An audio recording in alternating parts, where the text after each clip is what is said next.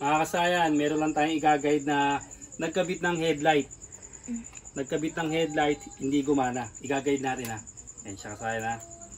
Basahin mo kasayan at shoutout mo na rin. Shoutout kay Mike Justin Gutierrez.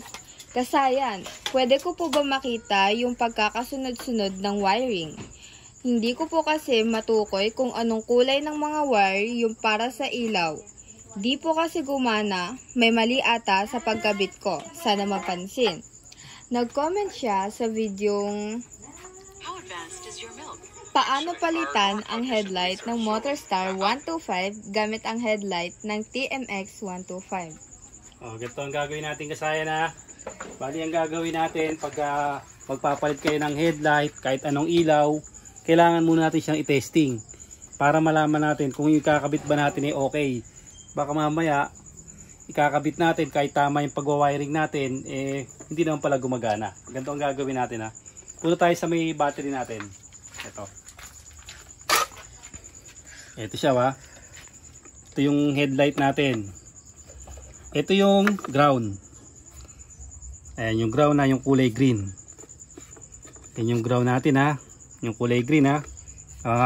Color coding ng Honda. TMX, ganyan, Euro, Rusi, Motopos. Lalagay natin sa negative yung green ha.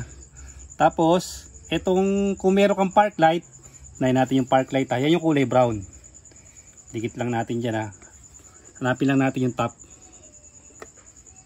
Ano ba yung top? Yung top na nakalagay, yun yung ano yan, sa itaas. Para pumantay yung ilaw. Paglagay natin yan, tapos lalagay natin yung ano, yung kulay brown. Yun yung park light ha.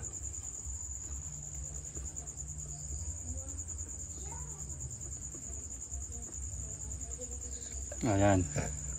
Yan ang ating park light. Kung LED ang park light mo, ibig sabihin hindi siya pwede magkabaliktad. Kung ano naman yan, kung bulb, pwede siya magkabaliktaran. Siya kulay brown yun ha. Park light. And yung white, ito yung low. Ayan ha, tingnan natin ha. Ayan, yung low, yung kulay. Ito. Baligtad to, pag ganito to, ito yung top.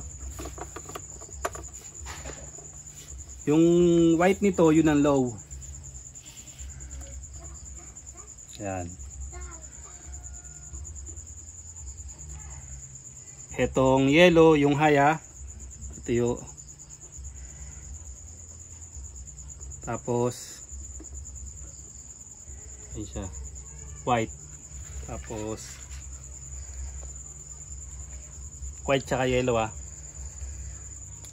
Ibig sabihin na testing natin bulat yung ilaw, bulat siya ba, tsaka natin siya poporma. Ganito yung ano yun, yung paglalagay. Ito siya. Pag nagpalit kayo, hindi naman kasama to hindi maiiwan naman yung switch natin Ibig sabihin kailangan may supply to ha. Kung wala tong supply, hindi gagana ang inyong ilaw. Ito yun, yung sa switch ng ating headlight. Kasi pag gumana to, automatic gagana kagad yung low. Yan, tapos pag nag-high tayo, lilipat naman sa high. Ganito yung ano yan, yung color coding. Bibigay natin yung color coding. Ito siya ha. Ang titingnan nyo rito, yung yung stock. Yung stock wire. Ito, stock wire ha. Punta kayo sa dulo. Yun. Kulay blue. Sabihin ng blue, high beam. Yung kulay white naman, yun naman yung low beam. Tapos yung kulay green, yun naman yung ground. Pero sa replacement, kailangan ganito yung diskarte. Buksan nyo lang siya. Pagbukas nyo, kung ano yung nakakapit dito sa ground, ito yung body ground. I-testing natin para makita nyo na yan yung body ground ha. Test light natin. Pag may kailangan natin ng test light, lalagay natin to sa positive ng battery. Ito. Yan ha, positive ng battery ha. Tapos try natin. Okay. Tapos dito tayo. Hanapin natin yung ground. Ito yun. Yung ground natin Ayan yung ground. Ngayon, itong nakadikit na to, pansinin nyo ha. Tingnan nyo yung kulay. Anong kulay yun? Toti, anong kulay yun? To.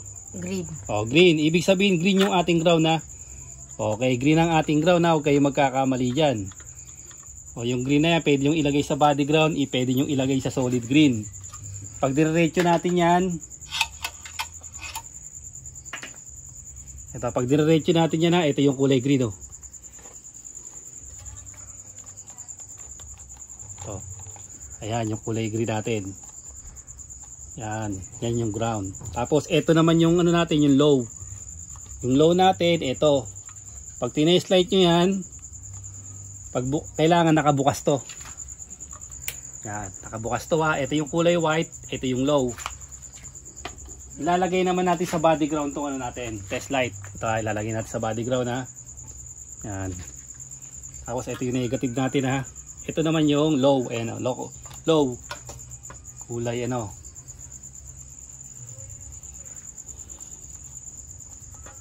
Ito siya ba? Yan. Iilaw siya. O, tapos pag lumipat naman tayo, pag naman tayo nag-high, ito naman, lilipat naman dito yung sa blue. Sa blue naman yung ano, kuha lang tayo ng cutter para makita niya.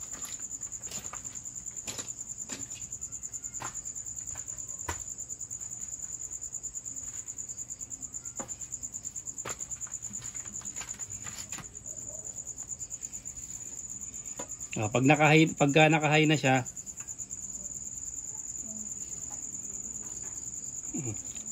lilipat naman sa kabila. Yan. Ayan siya ha. Tapos pagka naka-low,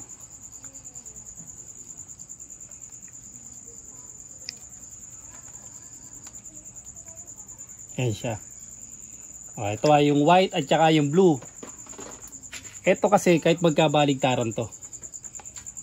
Kasi kadalasan pag replacement, nag-iiba yung kulay niyan. Hindi ganyan. Ito napupunta sa low, napupunta sa ito replacement din to. Yan katulad niya no. Importante, ang pinaka-importante rito yung supply. Ito yun oh. Ito yung supply ah. Ito yung papunta sa may ating pindutan. Ipapakita ko sa inyo para mas madali nyo maunawaan. Ito yung supply ah, yung kulay dilaw ah. Halimbawa, itong dilaw na to, walang supply. Hindi rin gagana yung inyong high and low. Dapat meron tong supply. Ayan siya oh. Ngayon, ito papunta sa switch. Pag open nyo ng switch, itong switch na to magdidikit to kasi ito nasa accessory wire. To, pansinin nyo ha. Ito to. Ito yung switch oh. Ayan oh. Ito yung isa, tas ito yung isa, bali dalawa. To, diretso mo rito. Ito siya, ito yung switch natin oh. Ayan oh. Yun, pag inila natin, ito siya ha. Ibig sabihin yung isa dyan nasa accessory wire. Ayan yung accessory wire ano. Oh, ang supply natin yung kulay yellow. Ito ha. Pansinin nyo ha, ito yung supply yung kulay yellow ha. Kung walang supply na makukuha yung kulay yellow, ibig sabihin yan, wala ring ilaw. Hindi rin lalabas yung ilaw natin. Kailangan meron siyang supply na makuha. Ayan o. Ibig sabihin, kung walang ilaw, yung kailangan tignan mo sa accessory wire. Halimbawa, ito, irerekta natin sa accessory wire. Hindi siya dadaan ng, hindi siya dadaan ng switch. Ganito mangyayari dyan o. Pag bukas nyo ng susian, buhay agad siya. Ito yung accessory wire. Ayan. Diyan kumukuha ng supply yung switch sa accessory wire. Patayin natin. Pag bukas natin, bukas kagad dyan. O, kaya kailangan, kahit anong switch nyo doon, kasi kadalasan nandiyan naman yung switch nyo, nakakonekta sa accessory wire yun. O, kailangan dumaan sa switch para mapapatay siya. Ayan.